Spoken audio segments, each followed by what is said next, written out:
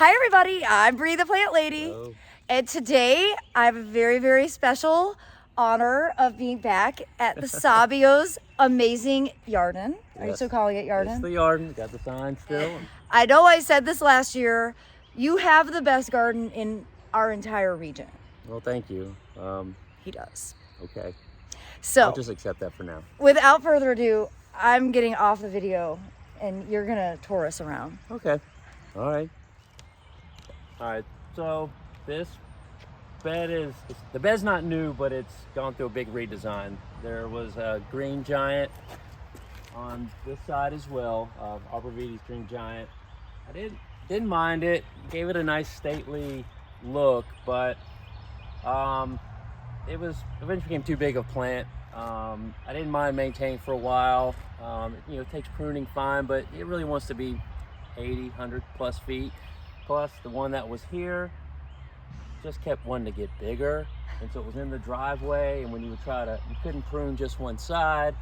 And after the last pruning, I decided I'm getting older, I have different vision, and I just took it out. So I have this big void here, which this is a chance for opportunity. So I've reinforced the bed with more dirt, got some smaller plants in, and on top of it, when I took it out, because it was so big, I mean, as good as it looked with it being gone, it just opened up the garden, as you can see. As you come down, even though I'm always coming from the other way, it just really opened the view and seems inviting. You didn't have this large wall blocking it. So little by little, we've been tucking some smaller things in. Some were there, just allowed to spread. I recently added a couple of stone lights from Simchock Stone, which just does a fantastic job. So it lights up at night, gets some pleasant highlights. So it's coming along really good. Mulch will be next. But now we're just kind of, so far everything's taking. So we'll see what is successful. And I still like the evergreen aspect, so I have a deadroot spire and a couple of smaller Arborvitae Primo, which that one struggled through winter, but I'll still get a vertical element without so much blockage. So I think it'll work out really well. So. Another one of, probably one of the really spectacular peonies in the garden. This is Morning Lilac. It's actually a gift from Monrovia. They had found a post years ago of my garden and really liked the use of texture and thought it would be great to use on the blog. And as a thank you gift, they sent me this, and it has done wonderful here. So I've actually recently gotten another Ito that I want to put here because I think it just seems to get the right amount of sun here. So I'm hoping to have sort of a double impact.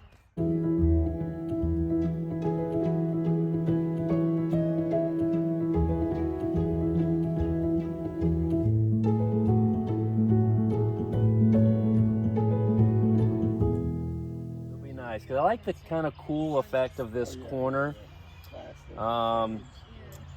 with the Blue Night butterfly bush, the Boulevard cypress. I'm not a huge fan, but I like the cool look. The Arizona cypress, the Ajuga. I got this black and blue sedum. So this gets a lot of the western sun, and it just, again, kind of has this nice cooling effect, visually. So that is a little skull cap. A skull cap, yes. Okay. Let's get them a close-up. Okay. So that is charming. And then with that chartreuse Ajuga. Yeah. And then the Feather Falls Carex. Oh, wow. And I got the Rebecca variegated Daphne back there. Actually, it's really good late in the day when the sun comes through low. Gives a back highlight, which is really nice.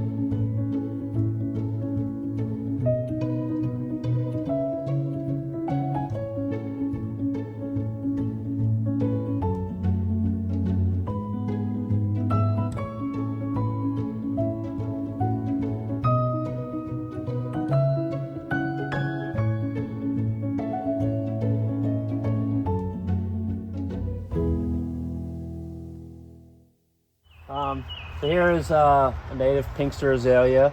The unique story behind this is it was in our early days of gardening, not long after we bought the house.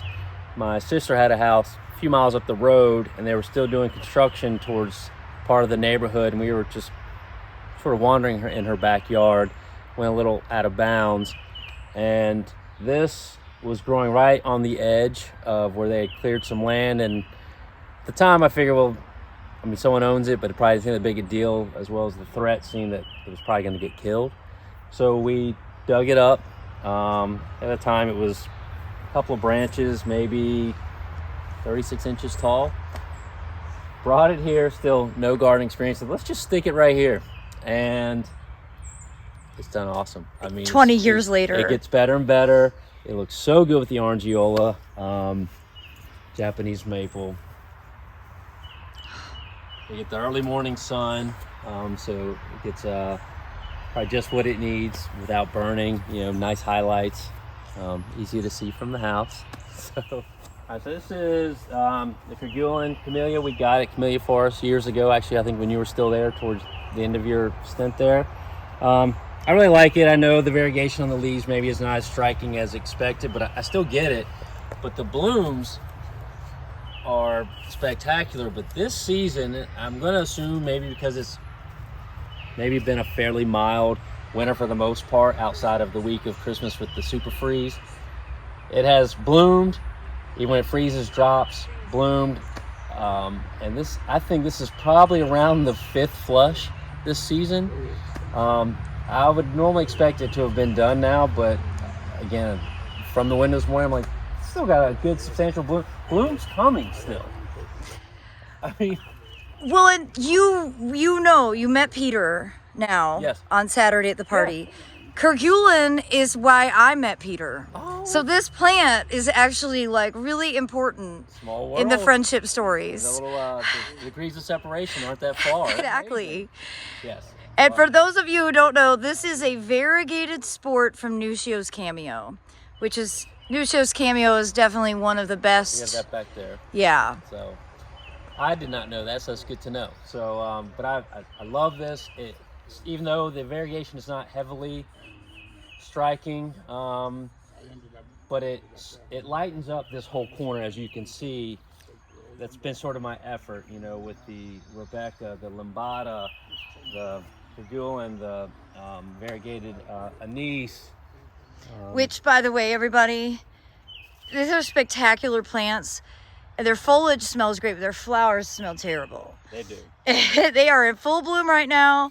It really is a cute little thing, but don't bring these into your house. Dead fish, wet dog, take your choice. Either way, it's unpleasant. I get Platilla blooms again this year. It seems they usually push so early and the freeze always takes them out.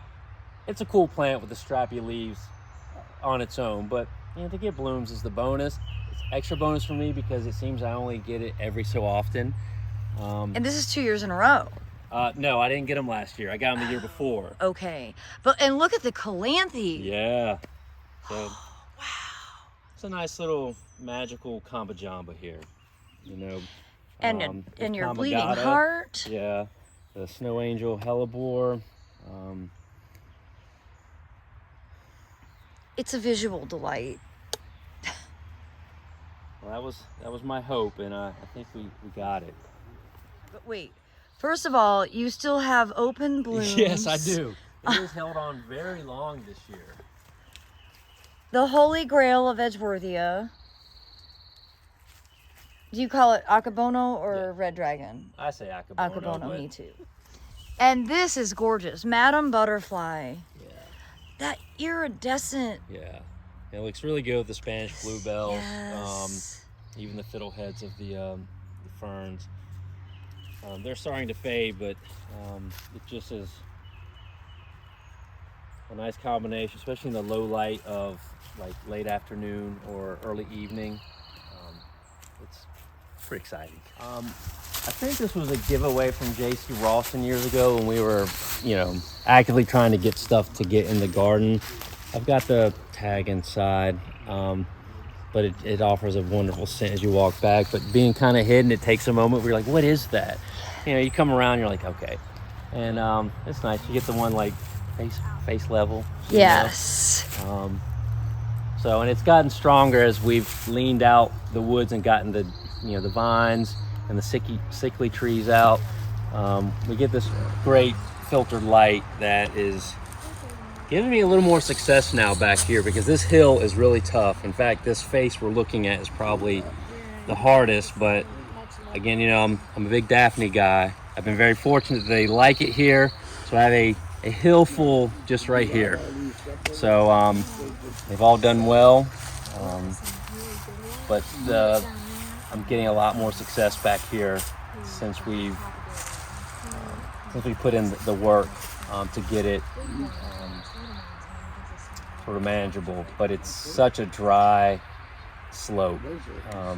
It's taking some time. We throw quite a bit at it as we can, but I think it's going to look really good as it fills out. I think you found the solution, Daphne's. Yeah.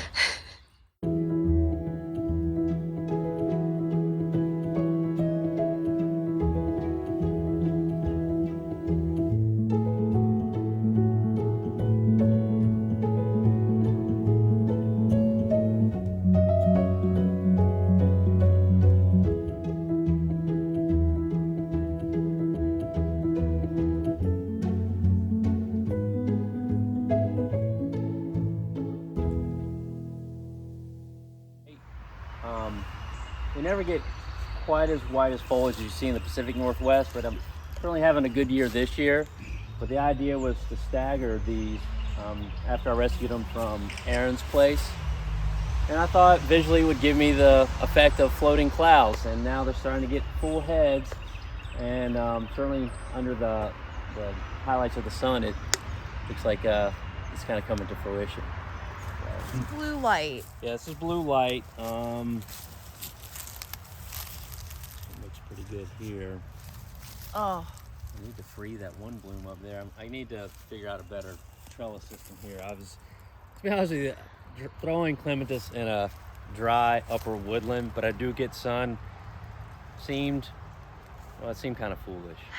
But I had to try, because I just want to see what I can accomplish. But like a lot of plants, if I can get them established, I start to see a lot more success. So we got Josephine, blue light, Pilyu. They're beautiful.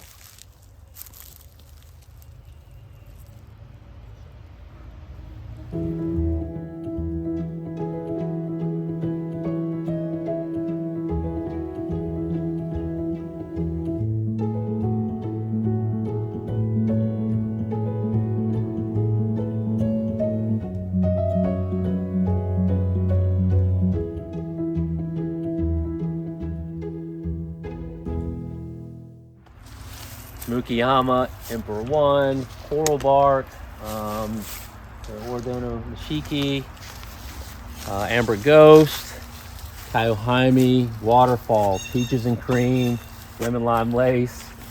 So it's kind of a menagerie of all the just layers of maples, and it's exciting. Oshiobeni, a few seedlings just to fill in, Ariadne. My oldest Ukigomo there. Again, looking fairly white this year, so I'm super excited because it's hit or miss here every season.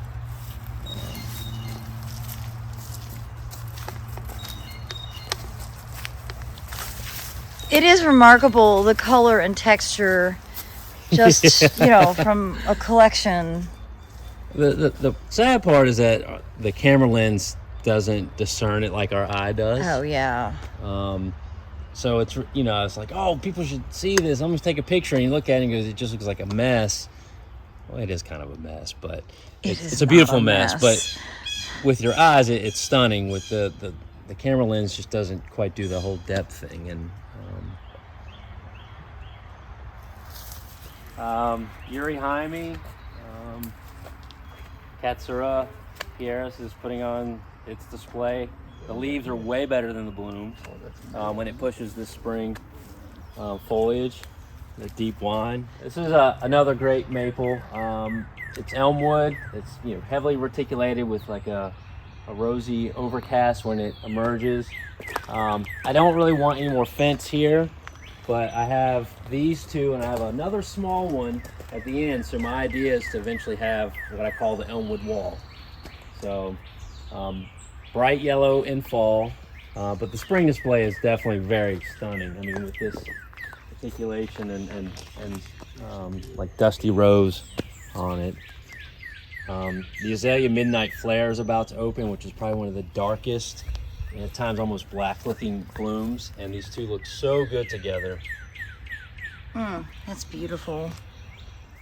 So this is a little Azalea bonsai I have been working on now for, it's probably about 15 years old. You know, it's getting ready to bloom again, which is nice. It bloomed last year, so technically I probably shouldn't let it bloom this year, but man, how do you argue with that? You know, it's not going to a contest or anything. So this is one of my bigger successes with bonsai back when I was doing the Bonsai Society. I just put more effort into the big garden. I imagine as I get older, I'll maybe put a little more effort into these. This one's been enjoyable, especially because it's been such a big success. So I hope you got an enjoyable brief tour of the garden. It's certainly my refuge, but I do like to share with those that get it. You can follow me on Instagram at D_A_Sabio. That's SABIO. Most of it is plants. There'll be a little bit of art and cats, but it's mostly this garden. So, and certainly hit me up. I do like to share with those that can appreciate all this, the effort, the beauty, the healing aspect of it, because it certainly had that for me, still does. And yeah, we could probably arrange a visit. You gotta be kidding me. Somebody wants to tour already. Yeah. Exactly. Tour already. Well, thank you for sharing it again. Of course. And I promise I'm going to come back with more time Okay. and do it more in depth. And this year we're going to actually do it during the seasons. We're not going to let life get too busy. Sure. Yeah. I mean, there's always something happening. The idea was to make it a 365 garden. So there's always something sort of intriguing. It may not always be blooms, but it's the texture, the color, some type of transition. So it's meant to constantly give some stimulus. So You've more than above and beyond created that. well, that was the goal, and I'm happy to hear that.